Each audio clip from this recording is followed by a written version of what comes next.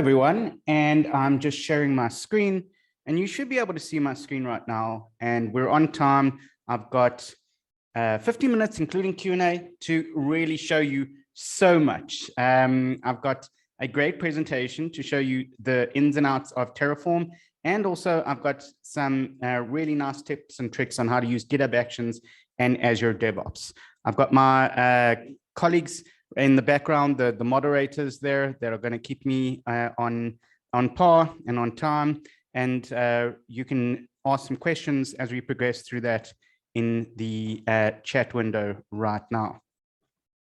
Okay, so let's start. You can get all of the slides. I've put the slides in the organization's portal, and you can also access the live demos that I'm going to do and all the material in aka.ms/GitHub-Java. You can snap that nice little QR code here. And yeah, so a little bit about me and why I'm doing this presentation is, let's just go to the next slide there. I'm a developer advocate for Microsoft. This is the second time I spoke at the JCon conference. I spoke on accessibility. Watch that recording. It was really fun and really great.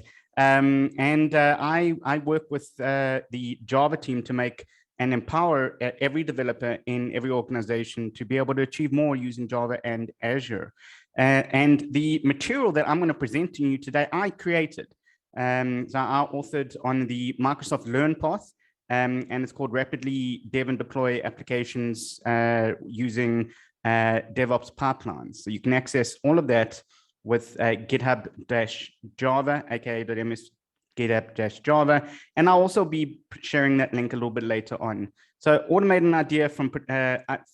an idea to production using Spring apps, and this is really the crux of it. So we're going to take a project, and we're going to live code. If everything works fine, we're going to live code, and we're going to deploy and provision that application through to Azure, and then run it and execute it. So the demo is a little bit intensive, so I don't want to spend too much time on the slides, and we'll progress through that. So we're going to go through an introduction. We're going to say, what is Terraform? GitHub Actions. We're going to be doing our demo in GitHub Actions, but if I have enough time, I'll also show you how to do it in Azure DevOps, and then next steps with the link again. So infrastructure as code. Now, I started my career as an infrastructure resource. I actually have my first certification as a Microsoft certified systems engineer. And one of the things about engineering is that before with DevOps, it was very manual. You had a CD or a compact disk, and you would go and install it into a server. And the problem is that you would hope that every time you did that, you could reproduce the exact same environment, and you had a long script, a run script. Remember, we had like 5 or 6 pages when I used to do a production deployment of steps to follow. But you want reproducible environments without having to worry about that. You also want the human element to be removed from that, and follow automation with continuous integration and continuous deployment. So integration is running your tests, and deployment is obviously deploying your resources through to the server or application server. You want that.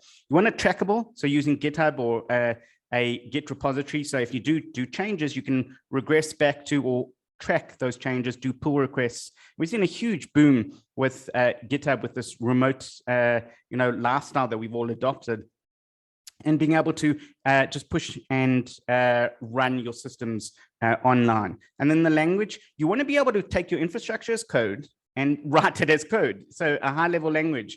And one of the languages that I'm going to show you today is HCL, HashiCorp Configuration Library Language, that allows you to define your infrastructure as code in a language. And then a workflow. You want to be able to follow set practices. You have the option, but not the obligation, to move over that workflow or change that workflow, but adopt a standard workflow if you want, and through the process. And then providers.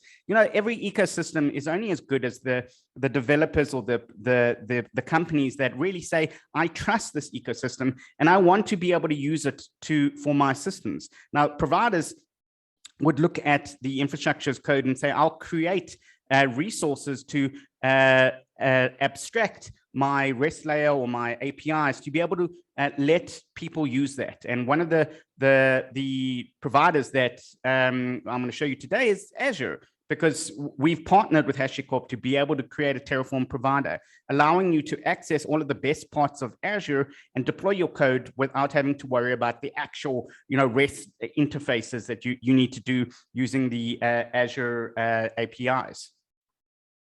So now that we've defined infrastructure as code, let's also look at when you use it to define 3 pipelines.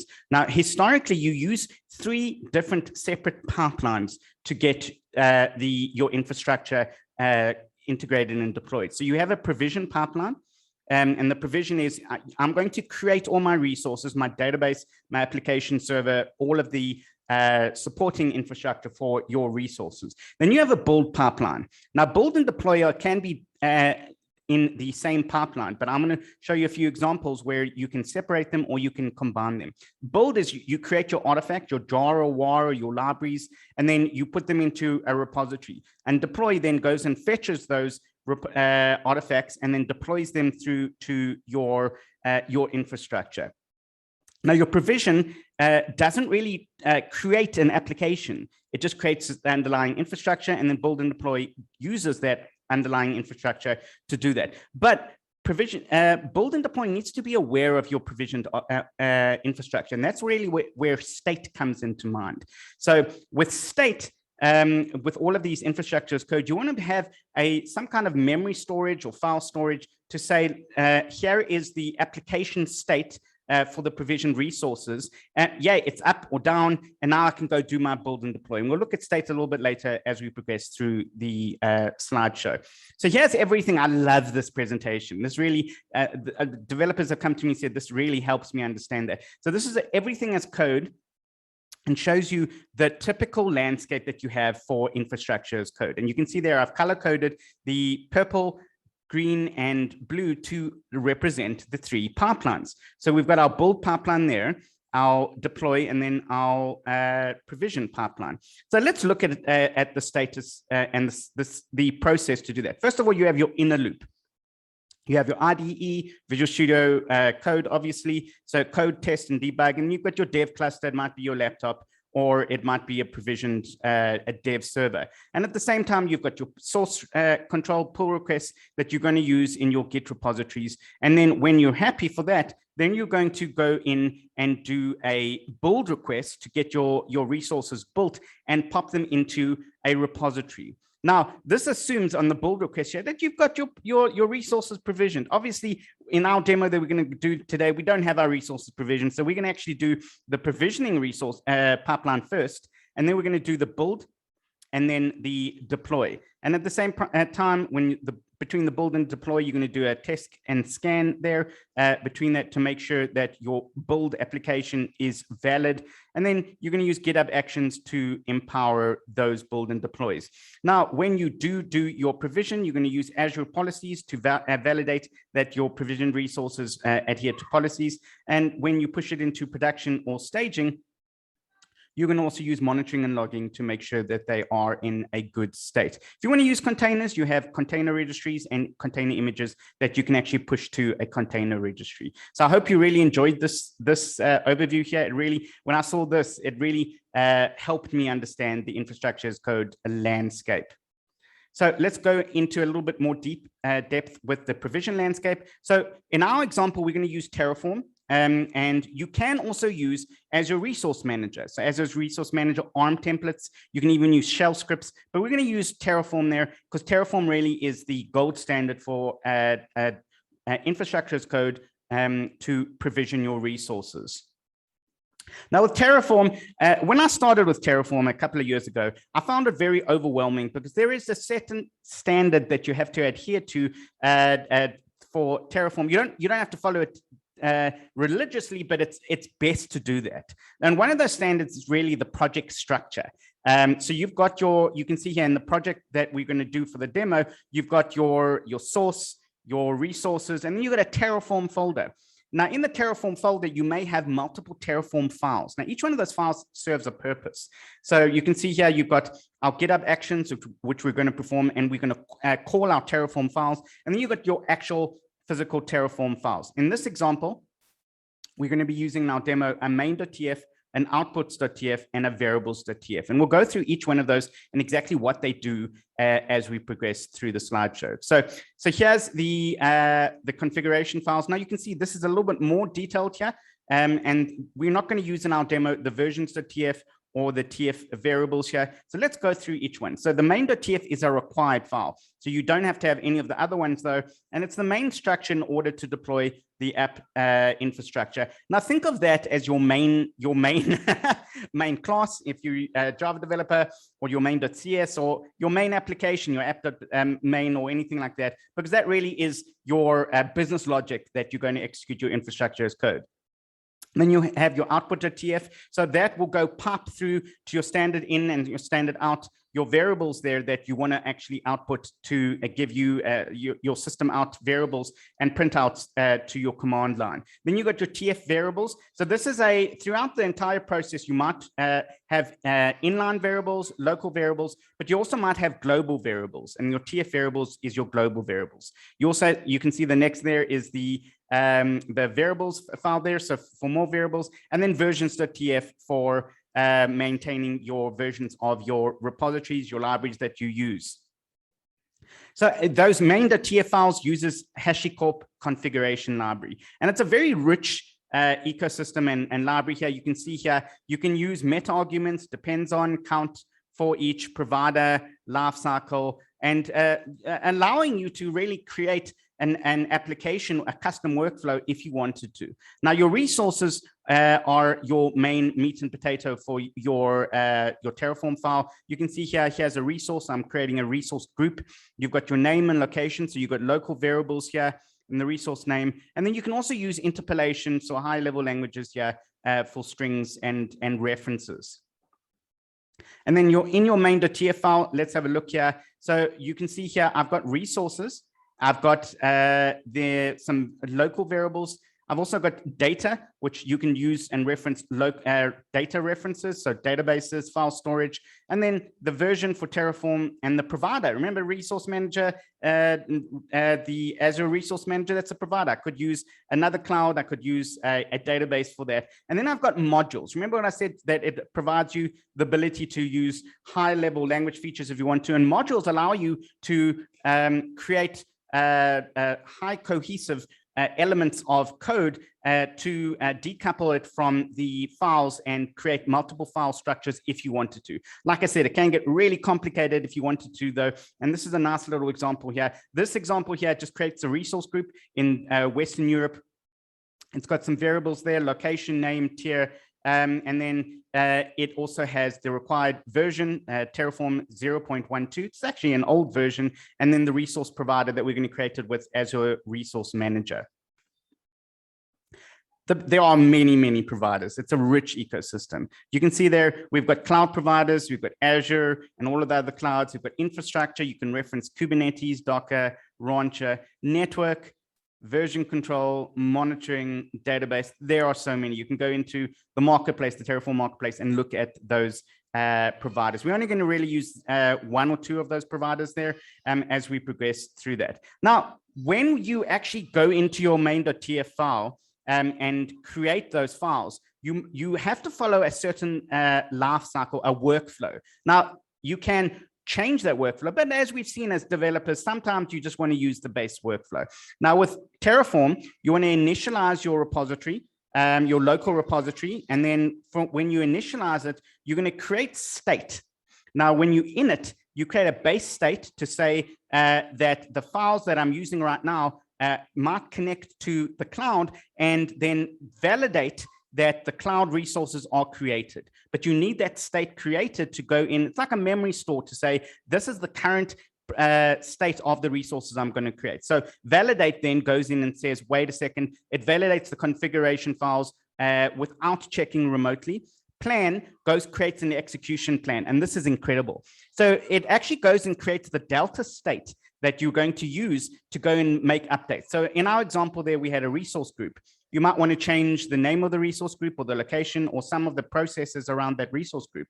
Now, if you go in and you run plan, and if you hear my children speak, I am a homeschooler and I'm also working from home. So apologies if you hear my children. And if you go plan, it's going to create an execution plan, and it's going to tell you exactly what the state is. And first time I ran this, I go, where have you been my entire life? Oh, this is incredible, because it went in and said, listen, I've got a database, an application server, a resource group, and I noticed that only your database is missing. I'm going to go just create your database. And it's incredible, because it can actually version it and say, this is what you need to change. And it gives you a view of your plan state. Now, apply goes and creates that plan, that execution plan, and says, wait a second, I'm going to now reach that desired state. Now, the state is in memory, but you can actually use the state if you're sharing it with a team in a file storage. So multiple developers, let's go back there. Multiple developers can actually use the same state. So they can push it to production or staging environment and say, wait a second, I want to update the database. Wait a second, the database already exists there. I've got the shared state. And now I'm going to go in and change it. And then destroy, boom, it just removes the managed infrastructure. And that's the classic workflow that you have there. So init, validate, plan, apply, and destroy. Now, this is a workflow. This is the Terraform workflow, but we need to plug this somehow into our DevOps workflow, because Terraform isn't DevOps. Terraform you can run from your laptop or your PC. You can run it anywhere, actually, but we need to plug it into our GitHub workflow. And we'll show you that a little bit coming up here. So this is our Terraform GitHub action. So with the Terraform GitHub action, it's an action created by the GitHub team, and it allows you to go in and call those init, validate, and apply states. So it sets up the Terraform CLI locally on your GitHub workspace. It downloads the CLI and adds it to the path. It configures the Terraform CLI and then exposes its standard out and standard error and exit codes. Very nifty, hey? And the same GitHub action can, the same Terraform process can be used for Azure DevOps. And I'm going to show you exactly how to do that now. So this is the workflow visualized. And you can see this is my PowerPoint skills to the T here. I've made it nice and colorful. So you've got your sample workflow that you've got there. And then you have a trigger. So in this example, on push to your GitHub repo. And then your jobs in your GitHub action would be your build or deploy or your provision. So for example, there I've got build and runs on, you might want to run on a certain server. And then you've got multiple steps with actions though. So you've got a workflow in the blue, a job, build, deploy, provision, steps, and then actions. You can see there, and then you might want to use users as a action. So pretty simple. Snapshot this, memorize this. This is a nice little way. So now we're getting to the stage that you can actually see how you can apply your Terraform workflow to your GitHub actions or Azure DevOps workflow. So this is what it looks like. Pretty simple. So now we've got our steps and then our actions. So in our example here, we've got steps, and this is the provision workflow, and it uses the action checkout. So it checks out the code, and then it goes set up Terraform, uses their init, plan, and apply. And with apply, I'll auto approve because I don't want to actually go through a workflow. So we're not doing anything fancy. All we're doing with GitHub Actions is we're just tying it in. We're plugging it in to the Terraform workflow, basically like for like. But you might want to change it according to your workflows to make sure that you can customize it. So let's go through to how you can execute this. So you can see as I'm executing this, and this is the example that we're going to do, it's going to run a GitHub action there. It's going to set up the job. It's going to check out, set up Terraform, init, plan, apply, and then run some post checkouts. Pretty simple. So once you have the provision, now let's look at the build and deploy. So in our example, we're going to use Maven, but you can also use Gradle, and you can have a build and deploy pipeline. Now you might want to combine them. In some of the examples, we'll show you now that you can do that, and you can copy the artifacts to a staging directory, and then you want to publish the build artifacts. Notice we're not doing any provisioning. We're not even calling Terraform in this example. We're just doing a build and deploy pipeline. And the easiest way to do this is use the deployment center in Azure. So the deployment center, as soon as it picks up your GitHub repo there, you can choose Azure repos or GitHub. It's going to go in and create a basic workflow for build and deploy using Maven. And this is the basic one here. You can see build and deploy. In this example, we've combined the two. Runs on Ubuntu latest, which is the actual execution platform. It's going to run on Azure, steps users, and then set up Java version, build with Maven, and then deploy to Azure Web App. and you're going to use a secret to actually go in and deploy that to that. So that's how you tie in using GitHub Actions to your Azure deploy. We're doing really great for time. That's very important because we've got a very hectic demo coming up. And then you've got your build and deploy here. In this example, it's one task and it will execute on GitHub Actions. Now, how do you do the same thing in Azure pipelines? Now, the workflows are slightly different. So you've got your pipeline stage, you've got provision, build, and deploy in stages. Then each stage has a job, and each job has steps. It's similar, but they use different terminology sometimes there. And then each step has a task. So the same thing as the Terraform Azure pipeline task, and this is Azure DevOps pipeline, sets up Terraform, downloads the CLI, configures the CLI, and then exposes its standard out and standard error. And this is what it looks like. Very similar here. So for the provision, so the Terraform provision pipeline here, you just call init and apply. The only difference is here that you use a service connection in Azure DevOps, and then you have to actually define the state.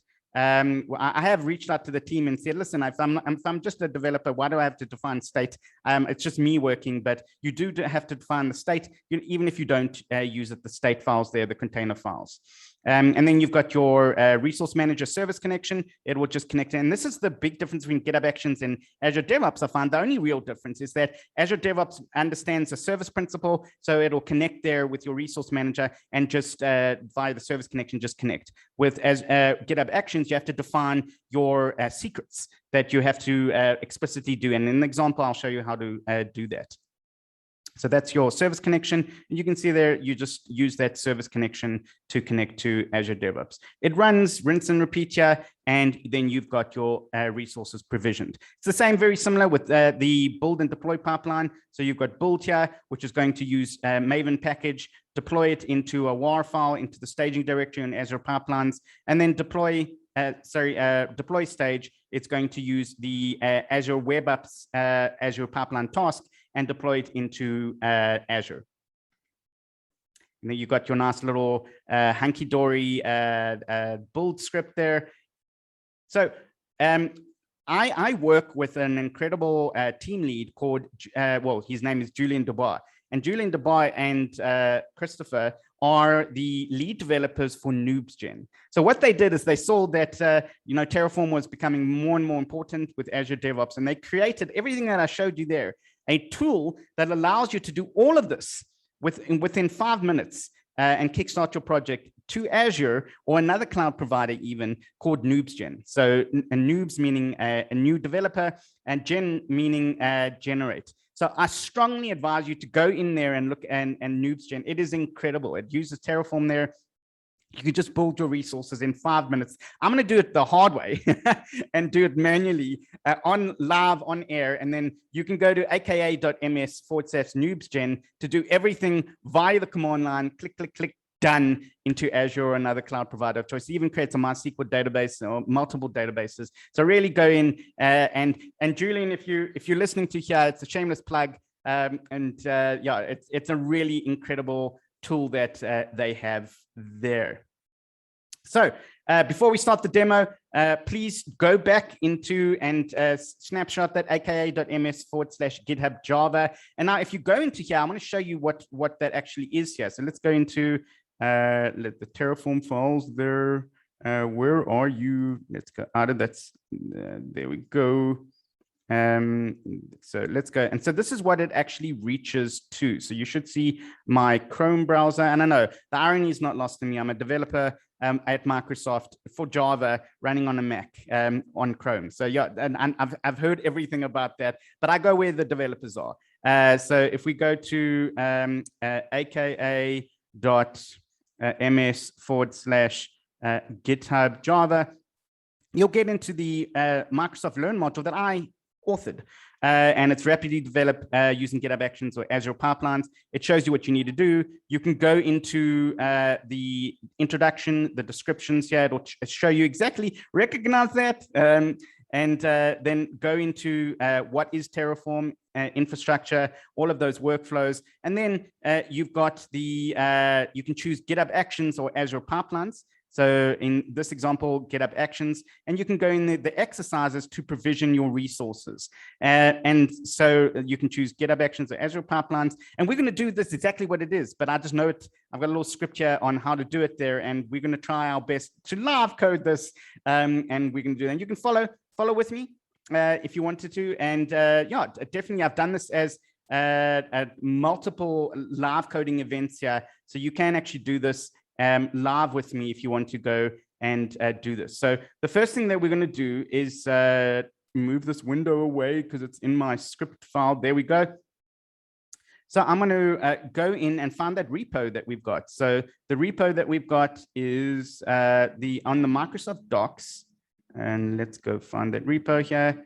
And remember, you can actually do this as we're talking here. So this is Chrome, and we're going to template out of the repo, and we're going to start this. Now, don't worry, I have a backup running in the background. So if it doesn't work, then I can actually fall back in the backup. We've got 23 minutes, including Q&A, to go through this, though. So I want to go use this template. So this is the MS Learn project that we're going to use, and it's a public template. So you're going to go use this template, and it's going to template out, and I'm going to make this into a public template here, and I'm going to call this here JCon demo under my name, JCon demo, and I'm going to make this public, and I'm going to create a repository from that. Now, it's not going to execute anything just yet, the actions. Hopefully, it doesn't execute the GitHub actions. Let's go in there, and if they are executing, I'm just going to stop them right now. No, so there isn't anything execute because the only real GitHub action is Terraform, and it's only on git push. So let's go into the code. Now I want to show you a secret here. So you can see the github.dev. Now all I'm going to do here is go github.dev. It's the inbuilt GitHub editor. So github.dev, and now I've got a built-in editor. Now this is not code spaces. Code space is a little bit more than that, but it gives you a built-in GitHub editor here. And you can't really execute Java workflows, but we're not going to do that any which way from here. We're going to just edit files here. And then you've got your Git repo here, and you can actually push files here. So let's go a little bit bigger here. So I've got my project structure here, and I've got my readme.md. Look how brilliant that is, and how quick that was. That was like a few seconds. So in my project structure, I've got a source folder here. I've got a main, and this is a Spring Boot application that goes in and creates the pet clinic application. If you don't know the pet clinic application, it takes owners and who have pets and goes and creates visits to vets. It's as simple as that. And it starts off, and it's got a built-in H2 database, but we're going to connect that to a MySQL database. And we're going to connect that with a profile. Let's go right to the bottom here, a Spring profile there that is going to go in. Where is my Spring application profile here? That is going to go in. Let's go lots in the MD here. Let's go find, that's in my Terraform file. Sorry, there is a Terraform Spring profile that we're going to go in and tie in there. So I've got my pom.exe, and it executes and runs it there. And then that's going to build my application. And then I've got my Terraform files here that is going to provision my resources. So first of all, I want to go see my outputs. So I need to know what I'm going to provision. So I've got my app service name that it's going to output. And that's all that I really need to know. I need to know what my app service name. I might want to also output my MySQL database, but we won't do that just yet. And then I've got my variables that I'm going to set. tf.file. Wow. Okay. There we go. And then that says change me your resource group. So we're going to change that a little bit later, and then we're going to push it, and it's going to trigger the GitHub action. We're going to do it in Western Europe because I am speaking from Johannesburg. So the closest real big data center that we have is Western Europe. And then the application name, and that's also going to create a MySQL database name in there. Let's go through to the main.tf file here. So it's going to use the Azure Resource Manager. It's going to create a resource group here. It's going to create a random password that we're going to use throughout the process here, the administrative login password for certain services here. And then it's going to create a SQL server with that resource, that password. It's a very small little server there, at 1 CPU, 5 gigs RAM. It's going to create a database on there, a firewall rule, so Azure App Services can connect to it, and then it's going to create an app service there, premium V2. It's pretty inexpensive server there, then it's going to create the app service there. And this is where the magic comes on how we're going to provision. Now, normally when you run it, it uses H2. But if you go in here, you can see there that it's got a profile active MySQL. It's going to activate that MySQL profile. Then it's going to take the URL and username and password and put them in as app service variables. So in your Azure App Service, it's going to have variables there that you could want to use Key Vault for, but it's going to put them in as variables there, the URL, username, and password. So as long as you run the MySQL profile, then it's going to actually execute. So let's go find that profile in the pom.exe, make sure that I've got that there, and Control F and paste it there. And let's go down. And okay, I can't find that profile there. Let's go profiles. There we go. And we've got our profile. And yeah, so here's our profile here. And it's going to execute that profile there. Let's see, that's the profile there once we call the MySQL profile. So that's our TF file. So, and then we've defined that. And then we're going to call a GitHub action. So in the GitHub action, I've only put into the repo the provision GitHub action. And the provision GitHub action then is going to take our secrets that we're going to define. It's then going to call init, plan, and apply, as we showed you there before, to our Terraform files. Pretty simple. So all we have to do really to trigger this, we first have to create our secrets. Then we're going to create change our variables to our names of our resources. And once we have that, then we're going to actually go in and commit. So I'm going to go out of the editor here. And then I'm going to go into my secrets, and then I'm going to go create a secret. So the first thing I want to do is I'm going to show you how to create a secret. So you go into settings, and then you go into secrets. Now I need to create a service principal. So I've got a little command here, and we're going to run this command line. Don't worry, I am going to delete this after the demo. So please do not copy this into my resources. So let's copy that. Multiple screens are not easy to use. Built-in, let's move that to the built-in Retina display. There we go. And we'll minimize that. This is the first kind of job that I've used a Mac. So if I do not look eloquent with my Mac, it's because I wasn't a Mac user before this. So here I've got my resources here, and now I'm going to go in and paste my service principal, and I'm going to create my service principal called JCon Rory Preddy RPZA. So you can see there AZ AD SP create for RBAC, so a row-based access, and I'm going to give it a contributor access. So on my entire personal profile there, and give it STK auth. What's going to give me there, it's going to give me the ability to create my secrets. And you'll see there, it's coming along. There we go. And don't worry, I will delete it. If Microsoft's listening, don't worry, I will delete it after the fact. And then I've got my resources here, my client ID, client secret, subscription ID, and tenant ID. So let's go in and create those secrets there. So we've got our secrets. And now I want to just paste that into here. So you can go in and paste that and keep that somewhere safe. And I want to go in and create my secrets. Well, that was pasted incorrectly. Let's just leave that open there, and I'll go in and create my secrets. Where's environment secrets, repository secrets, and this needs to be, there we go, new repository secrets.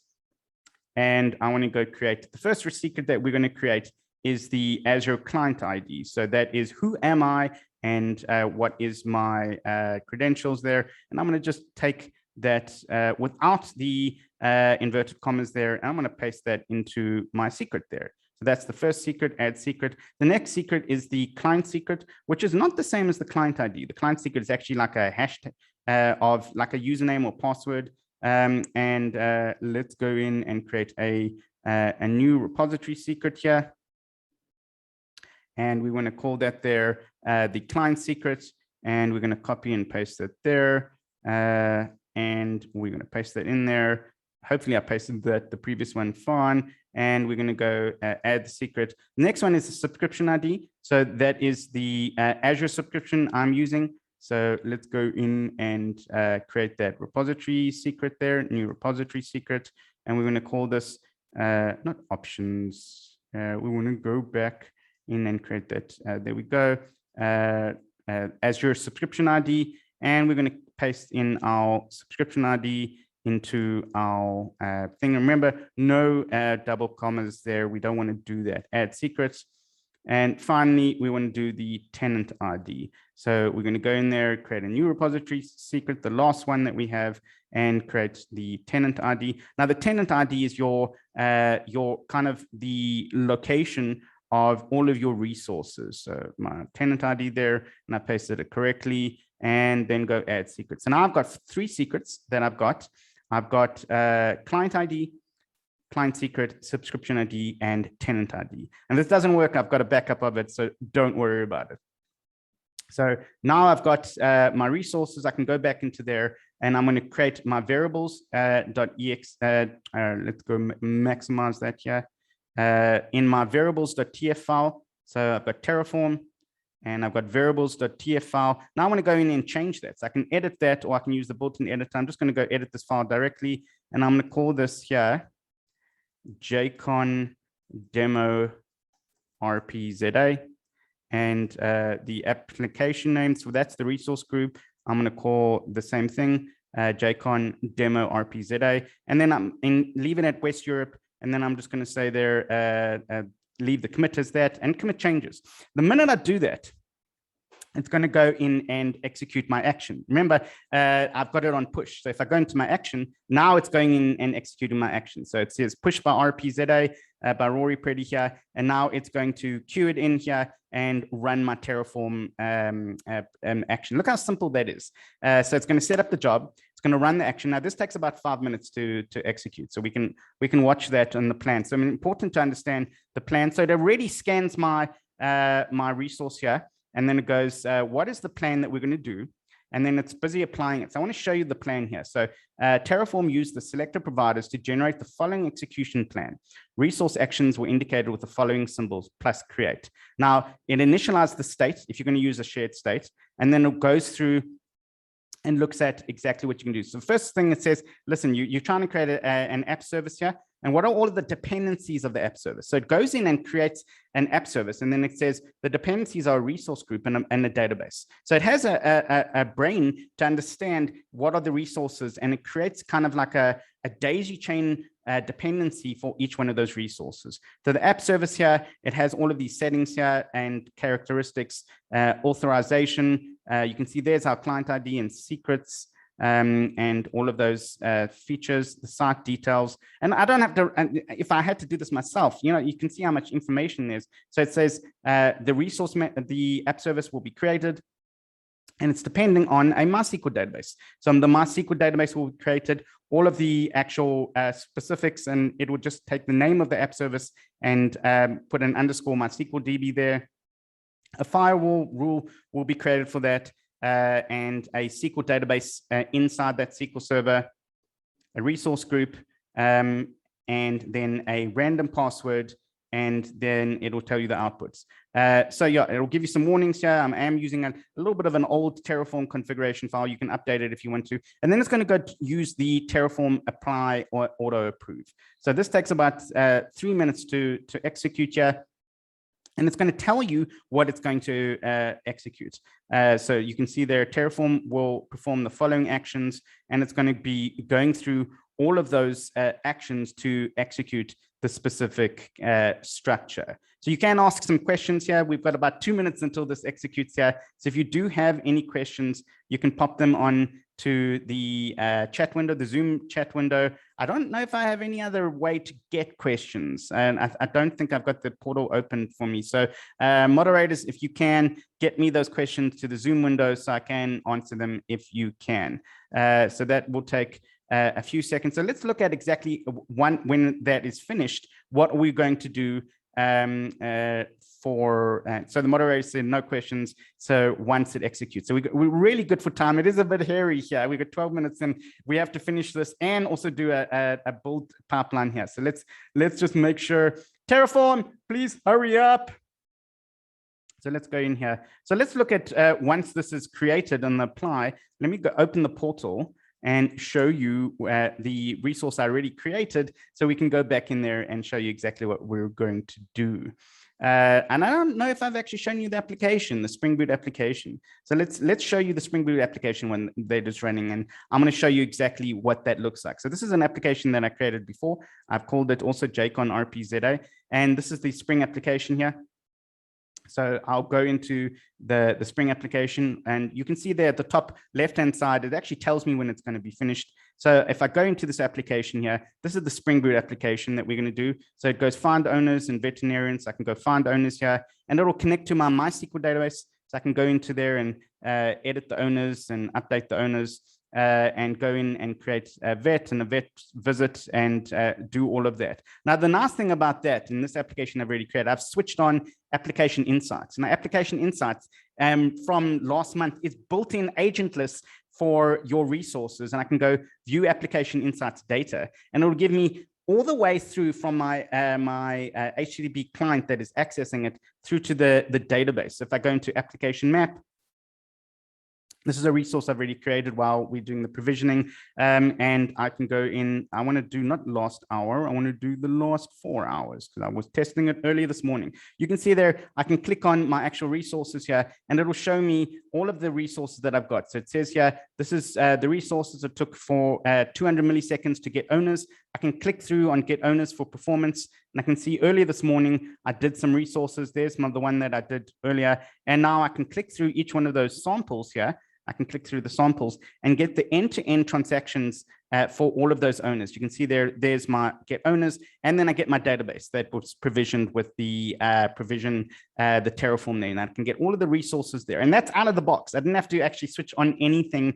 You do have to go in onto your app service and activate application insights, but you don't have to switch on really anything by the agent. It just, once you agree to that, it just works out of the box.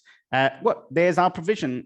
It is complete there. And if I go into my apply, you'll see right in there, I've got my my application. There's my JCon demo RPC. Nothing should be there because we haven't done any deployment. And I've got my application, and I've got my MySQL database also. So quickly, let's go into our resources. I'm going to show you how to go in and create your build and deploy pipeline. So there's my demo there that I've got.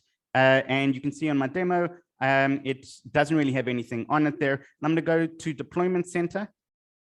And under Deployment Center here, I'm going to go create in my build and deploy GitHub action pipeline. So I go into loading Deployment Center there, and I'm going to go in. I wish I had some elevator music. Select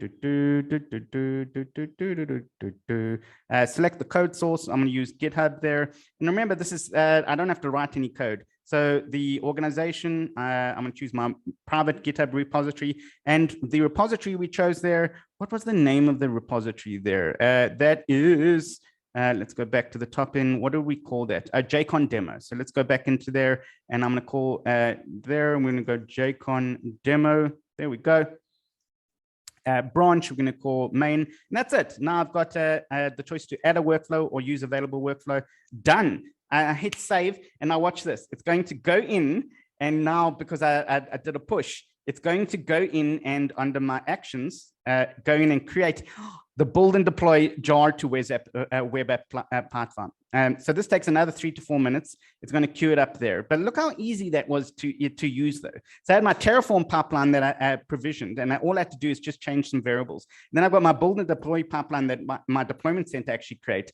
You can click on build there. It is going to go in and use Maven. Now we've moved a little bit in Azure to use Gradle. So this takes about 3 minutes. But the new DevOps starters that you can actually use uses Gradle. So what are DevOps starters? While that's running here, you can go into DevOps starters, and this uses ARM templates. So very similar to Terraform. So you can go create DevOps starters, yeah? And this will use Gradle with ARM templates, exactly what I showed you earlier today, but without Terraform to provision all your resources. So you can go Java, and let's see who wins though in the speed between the build and deploy pipeline, Spring or JSF. You can go next. I'm going to create a Linux app. I can even create Kubernetes. And then I'm going to authorize this to use GitHub Actions. I want to show you quickly while we're waiting here on how easy this is here. So the repository name there, I'll call it Gradle JCon RPZA. I'm going to use it as Western Europe. Let's go Western Europe here, and pricing tier is fine. Review and create, done. Now that is going to create exactly what I spent the last hour telling you how to create, which is going to be a build, a provision pipeline, a build and deploy pipeline using Gradle, and it's going to take 3 minutes to execute everything. Because what we realized with Gradle, it uses least cost routing for the dependencies. So it is so unbelievably fast, the DevOps starters. Whereas what we took here is about 6 or 7 minutes to use the provision and the build and deploy and everything like that. If you use Gradle, way, way quicker. So let's look here. So we do have our build pipeline here. And I think it is frozen. Let's go back in here. Let's just hit refresh. Let's see what happens when we hit refresh. There we go. So the build is completed. So build with Maven, it took 1 minute and 33 seconds. Now the deploy pipeline is going to use our little GitHub secrets. Remember the secrets that we did this? So hopefully if everything's working, we're going to have our little secrets where it's going to go deploy to Azure Web App. Then perfectly on time. This is like everyone is biting the nails going, come on, Rory, you can do it. You can do it. It's going to deploy to the web app there. And then we should have a MySQL database with the deployment, with the provision, with everything working. It's done. So let's go see here, deploy to Azure Web App. We've got our JCon demo here. Is it going to work? I'm going to click on here. Let's see here. We might need a few seconds to actually get. So while that is happening, understand it's actually starting up, the Spring application starting up. If you want to see the log files for that, you can go into your Visual Studio Code, into your Azure DevOps. Where's our Azure logs here? So let's go see what are the logs actually saying as we progress here. Got 2 minutes left for it to start up. Now it's starting up, it's connecting to the database. So if everything's done properly, it should actually connect there. So there's our actual resource there, JCon demo. You can go in there, start streaming logs. It'll activate the logs. If it hasn't, no, I want to go start streaming logs. There you go. Start streaming logs. Do you want to enable file logging? The web app will be restored. I don't want to restart it right now. Let's just go see if it did that. Else, let's go back in there. So I want to close that and go back into there. There we go. Demo gods, thank you so much. And I found owners there, and I can go find my owners. And whoa, that is a hectic demo. So I've got everything there. And now if I want to activate end-to-end tracing, I can go into my application, go to resources in here. Can go to no, that's my DevOps starter. Let's see, did the DevOps starters actually finish on time? Which one finished first, the DevOps starters with Gradle or my build and deploy pipeline? Let's go in and see that connect there. And I just want to show you quickly the workflow here. Look at that, build application. Okay, it didn't really finish yet, but it's really quick. Look at that, build application source, 47 seconds using Gradle, really fast. And then I can go into my Azure portal here, and I just want to show you briefly how to activate application insights. So I go into my demo and go into application insights. Now, agentless monitoring end-to-end all the way to the database. You just turn it on there, say, yes, I'm going to apply, and done. And now you've got end-to-end monitoring and distributed tracing. Thank you so much. We'll take some questions in here that we've got here. If you don't have any questions, then I've still got some resources that I want you to go through. And yeah, wow, this is a hectic demo, and I'm so glad everything worked out. Now let's go see if the DevOps starters is finished. I really want to show you again those DevOps starters. If we don't have any questions, let's go back into our DevOps starters and see, did that start there? Because Gradle is so quick. And let's go here for the Gradle DevOps starters. And it's busy activating. You can see there the application insights. Let's see if it is completed. And it's funny how I demo in a slow way and then I'd go in the fast way. And deploy to Azure Web App. And this is running GitHub Actions there. So this is using Azure resource template instead of Terraform to do the same thing there. Deploy to Azure. It hasn't finished yet, but look how fast it is. It actually did all of my ARM templates in 1 minute and 37 seconds. Terraform was about a little bit quicker than that, but the build application source there with Gradle. Let's go back there. Let's go back into Actions here. And we're nearly out of oh, I love that noise, eh? Okay, I think we're almost out of time. Oh, that was my noise for my timer. So let's go back in. Moderators, do we have any more time here? Else, you can tell me how much time we've got. Oh, it's running functional tests there. That's why and it actually runs, the DevOps Starters runs Chromium tests against your resources. That's how cool DevOps Starters is. So we've got, let's end off here. We'll really go in and look at the DevOps Starters. Then it's just absolutely incredible. We want to go into, let's just quit that. For some reason, my PowerPoint just kind of died. And we want to go back into Microsoft PowerPoint. Let's go open up our resources here. And remember, all of these files here that I've got are available on the portal. So the last thing I want to just remind you to do is go in and do the learn path that I've diligently taken time to do. Go to aka.ms/GitHub Java. I'm going to leave that up on there, play from current slide. And it's really easy to use. You can use the DevOps, the Azure pipelines example also if you want to, and try the DevOps Starters. You saw how quick that was. And it's busy running my functional tests at the same time. And it's an incredible experience to use the DevOps Starters. Okay, so we are completed. Thank you, moderators. Thank you, JCon. Second talk that I've got there, and everything went absolutely perfect, which is great. And I'm thanking you, and we don't have any questions, so we can actually cut it for now. Cheers, everyone, and thank you all.